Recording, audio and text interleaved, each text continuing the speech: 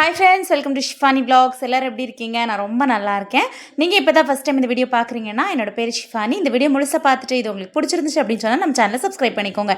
இன்றைக்கி நம்ம சேனலில் என்னோட டே ரொட்டீன் தான் பார்க்க போகிறோம். வாங்க வீடியோக்குள்ளே போகலாம்.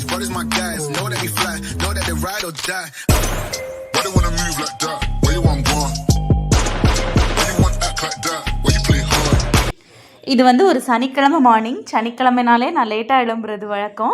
குழந்தைங்களுமே இன்னும் எந்திக்கல. நான் இன்றைக்கி எழும்போது ஒரு 8:45 இருக்கும். இதை விட லேட்டாக எழும்பின நாட்களும் உண்டு. கிச்சனில் வந்ததும் ஃபஸ்ட்டு சாப்பாடு அடுப்பில் வச்சுட்டேன். நான் கீரை செஞ்சே கிட்டத்தட்ட ஒரு வருஷத்துக்கு மேலே ஆகுது. பஜாருக்கு போயிருந்தப்போ கிழங்கு வாங்குறதுக்காக தான் போயிருந்தேன். அந்த நேரம் இந்த பச்சை கீரை பார்த்தேன். சரி வாங்கிடலாம் அப்படின்னு சொல்லிட்டு வாங்கியாச்சு. 2 கட்டு 20 ரூபான்னு வாங்கினேன். இது எதுக்கு இப்படி டேமேஜ் ஆகிருக்கு அப்படின்னு கேட்டிங்கன்னா, ஹஸ்பண்டை வந்து கீரையை ஃப்ரிட்ஜில் வைங்க அப்படின்னா அவங்க வந்து ஃப்ரீசரில் எடுத்து வச்சுட்டாங்க. அதனால் அது அவ்வளோ தூரத்துக்கு டேமேஜ் ஆயிடுச்சு. டேமேஜ் ஆன பக்கத்தை மட்டும் எடுத்து வச்சுட்டு மிச்சத்தை வந்து க்ளீன் பண்ணிகிட்ருக்கேன். இன்றைக்கி வந்து ஒரு கட்டு தான் செய்ய போகிறேன். இன்ஸ்டாகிராமில் ஒரு ரீல்ஸில் பார்த்தேன். கீரையில் ஒரு மாதிரி புளிக்குழம்பு டைப்பில் தொக்கு டைப்பில் வச்சுருந்தாங்க. அது பார்க்கும்போதே நல்லாயிருக்கும் அப்படின்ற மாதிரி ஃபீல் ஆயிருந்துச்சு. சரி இன்றைக்கி அதை செஞ்சிடலாம் அப்படின்ட்டு தான் அதுக்கு செஞ்சுக்கிட்டு இருக்கேன். இது பச்சை கீரை. அவங்க வந்து சிறு கீரையில் ஏதோ செஞ்சோம் அப்படின்னு சொல்லிட்டு போட்டிருந்தாங்க. நம்ம இந்த கீரையில் ட்ரை பண்ணி பார்ப்போம் அப்படின்னு பண்ணிக்கிட்டு இருக்கேன். கீரை கட் பண்ணுறது வந்து ரொம்ப ரொம்ப ஈஸி தான். மொத்தமாக ஒரு கட்டை கையில் எடுத்து சின்ன சின்ன பீசஸாக கட் பண்ணுறதுக்கு ரொம்பவே ஈஸியாக இருக்கும். இந்த கீரையுமே நிறைய ஹெல்த் பெனிஃபிட்ஸ் உள்ளது தான். கீரை கண்டிப்பாக வாரத்தில் ஒரு தடவை இல்லை 2 தடவை சேர்த்துக்கோங்க அப்படின்னு சொல்லுவாங்க. பட்டு அது பண்ணுறது ரொம்ப ரொம்ப கஷ்டம். அதை யார் பண்ணிக்கிட்டு இருக்குது அப்படின்ட்டு. இன்னொரு ஸ்பெஷல் என்னென்னா, ரொம்ப நாளைக்கு அப்புறம் என் வீட்டில் இன்றைக்கி வெஜ் மட்டுமே சமைக்க போகிறேன். இல்லைன்னா கண்டிப்பாக நான்வெஜ் இருக்கும். என்னோடய குழந்தைங்களுக்கும் ஹஸ்பண்டுக்கும் கீரை சாப்பிட்றது சுத்தமாக பிடிக்காது. ஆனால் இந்த கீரையை வாங்க சொன்னது என்னோடய ஹஸ்பண்ட் தான். எதுக்கு வாங்க சொன்னாங்கன்னா, நீ செஞ்சு சாப்பிடு, நீ தானே ஹெல்த் இல்லாமல் இருக்க, நீ செஞ்சு சாப்பிடு அப்படின்ட்டு வாங்க சொன்னாங்க. கீரையை ஃபுல்லாகவே கட் பண்ணி முடிச்சிட்டேன். இப்போ நல்லா கழுவி எடுத்துக்கலாம். உங்களுக்கு தண்டு பிடிக்காது, இலை மட்டும் போதும் அப்படின்னு சொன்னால் கீரையை நல்லா ஒரு வாட்டி வாஷ் பண்ணி எடுத்துட்டிங்க அப்படின்னு சொன்னால் தண்டு எல்லாமே நம்ம கீரை எடுத்ததுக்கப்புறம் தண்ணியோட அடியில் தங்கிடும். அந்த டைமில் வந்து நம்ம தண்டை வேண்டான்னு தூர போட்டுடலாம். ஃபுல்லாகவே நம்ம க்ளீன் பண்ணி எடுத்துக்க போகிறேன் இன்றைக்கினா. இன்றைக்கி வந்து வெஜிடேரியன் தான் சமைக்க போகிறேன்னு சொன்னேன் இல்லையா? அந்த இன்ஸ்டாகிராம் ரீல்ஸில் பார்த்த அந்த புளிக்குழம்பு மாதிரி வச்சுட்டு அதுக்கப்புறமா கீரை பொரியல் தான் செய்ய போகிறேன். எப்படி சாப்பிட வைக்க போகிறேன்னு தெரியல. குழந்தைங்கள ஓரளவுக்கு சமாளித்தாலும் ஹஸ்பண்டை சாப்பிட வைக்கிறது கொஞ்சம் கஷ்டம்தான். பட் வேறு வழியில் அவங்களும் சாப்பிட்டு தான் ஆகணும். நான் வேறு எதுவுமே பண்ண போகிறதில்ல இன்றைக்கி. வேணும்னா ஆம்லேட் மட்டும் போட்டுக்கலாம் அப்படின்னு நினச்சிட்ருக்கேன். இங்கே பாருங்கள், தண்டெல்லாம் அடியில் தங்கிருச்சா? வேணும்னா எடுத்துக்கலாம், வேண்டான்னா நீங்கள் ஸ்கிப் பண்ணிக்கோங்க. இந்த மாதிரி க்ளீன் பண்ணும்போது தண்டு எல்லாமே தண்ணிக்கு அடியில் தங்கிடும். நம்ம க்ளீன் பண்ணுறதுக்கும் ஈஸியாக இருக்கும். நான் இது கீரை பொரியல் செய்ய போகிறேன்னு சொன்னேன் இல்லையா? அதுக்கு தேவையான சின்ன வெங்காயத்தை கட் பண்ணிக்கிட்டு இருக்கேன். அதுக்கு வந்து சின்ன வெங்காயமும் தேவை. பொரியலுக்கு வந்து சின்ன வெங்காயம் தேவை. நம்ம குழம்பு இந்த புளிக்குழம்பு மாதிரி வைக்க போகிறேன்னு சொன்னேன் இல்லையா? அதுக்கு வந்து பெரிய வெங்காயமும் தேவை. ஃபஸ்ட்டு சின்ன வெங்காயத்தை க்ளீன் பண்ணி எடுத்துக்கிறேன். சின்ன வெங்காயத்தை தண்ணியில் போட்டு க்ளீன் பண்ணும்போது கொஞ்சம் கண்ணெரிச்சல் வந்து கம்மியாகும். ஒரு தடவை ட்ரை பண்ணி பாருங்கள். நீங்கள் நிறைய சின்ன வெங்காயம் உரிக்க வேண்டியது இருக்குது அப்படின்ற பட்சத்துக்கு நீங்கள் இந்த மெத்தடை ஃபாலோ பண்ணி பாருங்கள். ஓரளவுக்கு கண்ணெரிச்சல் கம்மியாகவே இருக்கும். சின்ன வெங்காயத்தை சின்ன சின்னதாக கட் பண்ணி எடுத்துக்கிறேன். நான் ஃபஸ்ட்டு கீரை பொரியல் செஞ்சுக்கலாம். உங்கள் வீட்டில் யாருக்கு இந்த கீரை கொடுக்குறது ரொம்ப கஷ்டம் அப்படின்றத கமெண்ட் பண்ணுங்கள். மிளகா வத்தல் டப்பாவில் எதுக்குமா காசு போட்டு வச்சுருக்கேன் அப்படின்னு கேட்டிங்கன்னா, எங்கேயோ யூடியூப் வீடியோவில் பார்த்த ஞாபகம். மிளகா டப்பாலே உப்பு டப்பாலே காசு போட்டிருக்கோம் அப்படின்னு சொன்னால் காசுக்கு குறவே வராது அப்படின்னு. பட் உண்மையாக பொய்யான்னு தெரியல, போட்டு பார்ப்போமே அப்படின்னு செஞ்சுருக்கேன். பொரியலுக்கு தேவையான சின்ன வெங்காயம், காஞ்ச வத்தல், அப்புறமா தாளிக்கிறதுக்கு கடலைப்பருப்பு எடுத்து வச்சுருக்கேன்.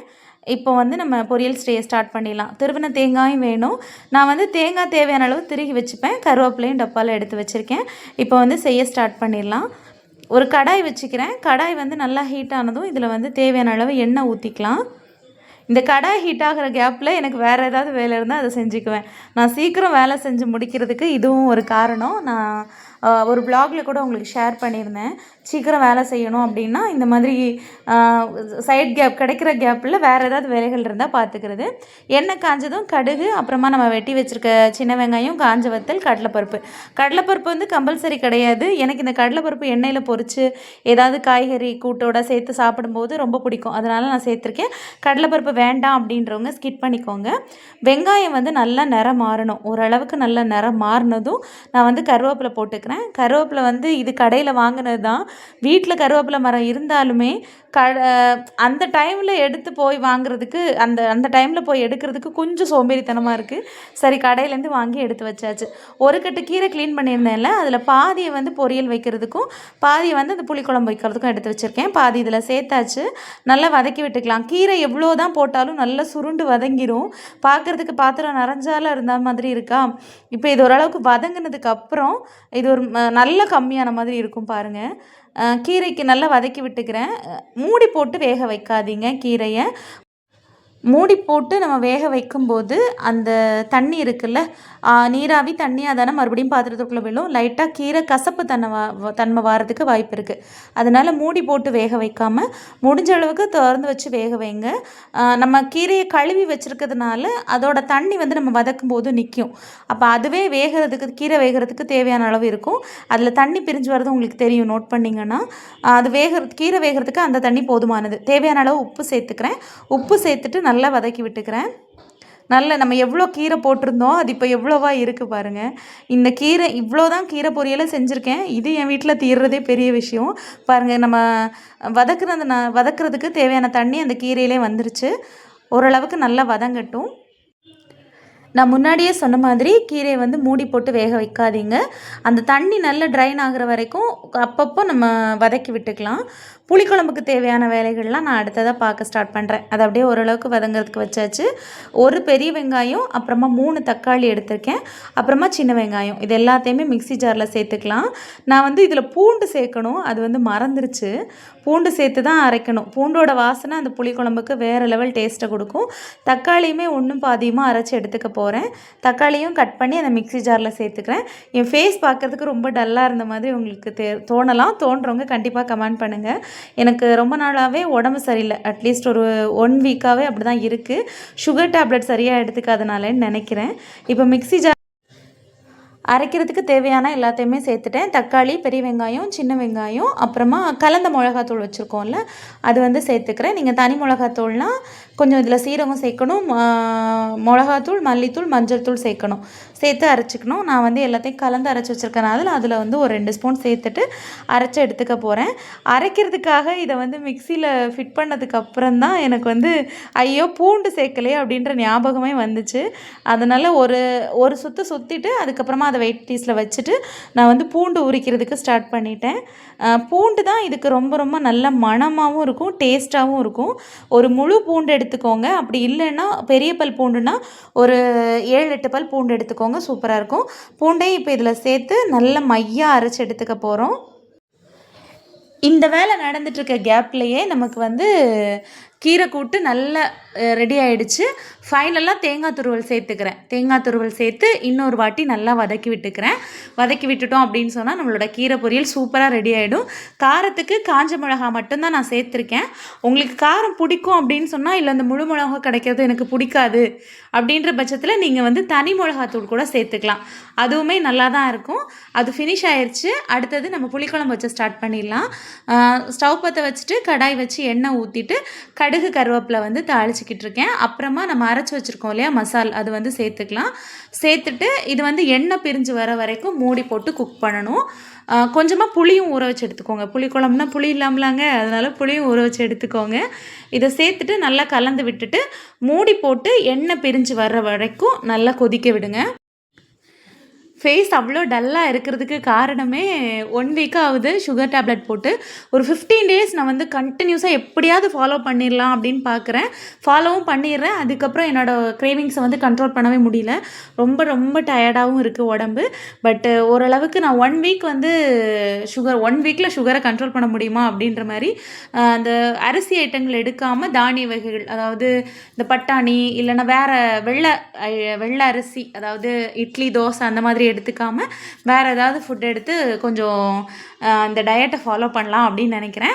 எண்ணெய் பிரிஞ்சு வந்ததுக்கப்புறம் நம்ம பேலன்ஸாக கட் பண்ணி வச்சுருக்கோம் இல்லையா கீரைகள், அதுவும் போட்டு நல்லா கலந்து விட்டுக்கலாம். கலந்து விட்டுட்டு மூடி போட்டு ஒரு 3 நிமிஷத்துக்கு நல்லா குக் ஆகட்டும். கீரை வேகிறதுக்கு ரொம்ப டைம் ஆகாது. நம்ம அரைச்சி சேர்த்து அந்த மசாலா வேகிறதுக்கு தான் டைம் ஆகும். மூடி போட்டு கொஞ்சம் நேரம் குக்காக விட்டுருங்க. அதுவுமே எண்ணெய் பிரிஞ்சு வந்ததுக்கப்புறமா இப்போது திக்கான பதத்தில் இருக்குது, இப்படியே இருக்கட்டும் அப்படின்னா அதுவும் நீங்கள் எடுத்துக்கலாம். இல்லை கொஞ்சம் லிக்விட் பதத்தில் வேணும் அப்படின்னு சொன்னால் ஃபைனலாக நான் வந்து புளி கரைச்சி வச்சுருக்கேன் இல்லையா, அதை வந்து சேர்த்துக்க போகிறேன். நான் உண்மையிலே சொல்கிறேன், என்னை நம்பி நீங்கள் ட்ரை பண்ணி பாருங்கள். இந்த குழம்பு அவ்வளோ டேஸ்ட்டாக இருந்துச்சு. என்னோடய ஹஸ்பண்டுக்குமே பிடிச்சிருந்துச்சு, குழந்தைங்களுமே சாப்பிட்டாங்க. கீரை பொரியல் கூட ஓரளவுக்கு சாப்பிட்றதுக்கு கஷ்டப்பட்டாலும் குழம்பு நல்லாவே இருந்துச்சு, அதனால சாப்பிட்டாங்க. ஹஸ்பண்ட் சாப்பிட்டதுல எனக்கு ரொம்ப சந்தோஷம்.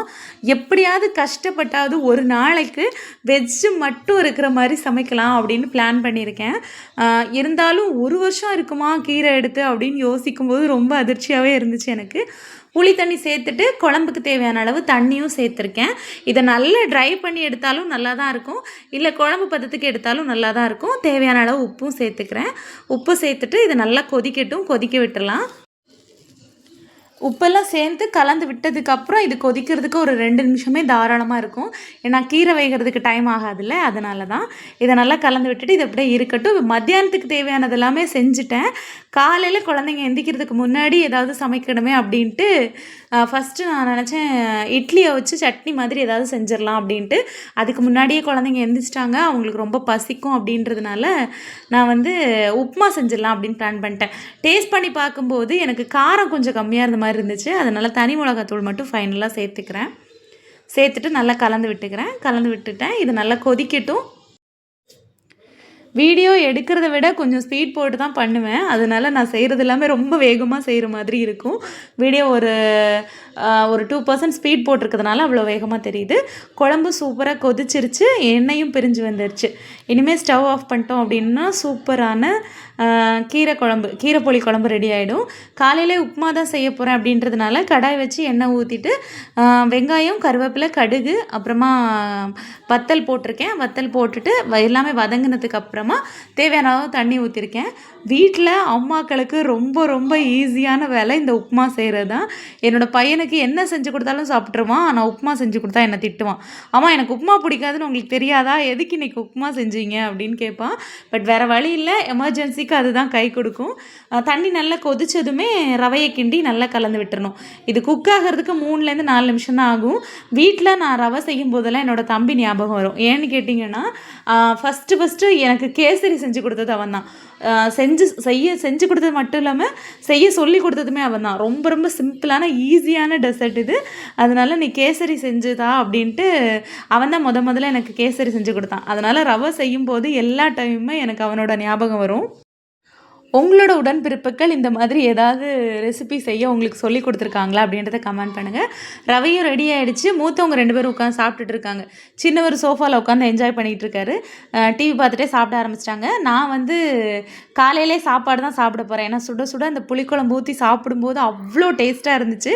கண்டிப்பாக ஒரு வாட்டி ட்ரை பண்ணி பார்த்துட்டு எப்படி இருந்துச்சுன்னு கமெண்ட் பண்ணுங்கள். வீடியோ பிடிச்ச மறக்காம சேனலை சப்ஸ்கிரைப் பண்ணுங்கள். Thank you, bye, take care. Why they wanna move like that?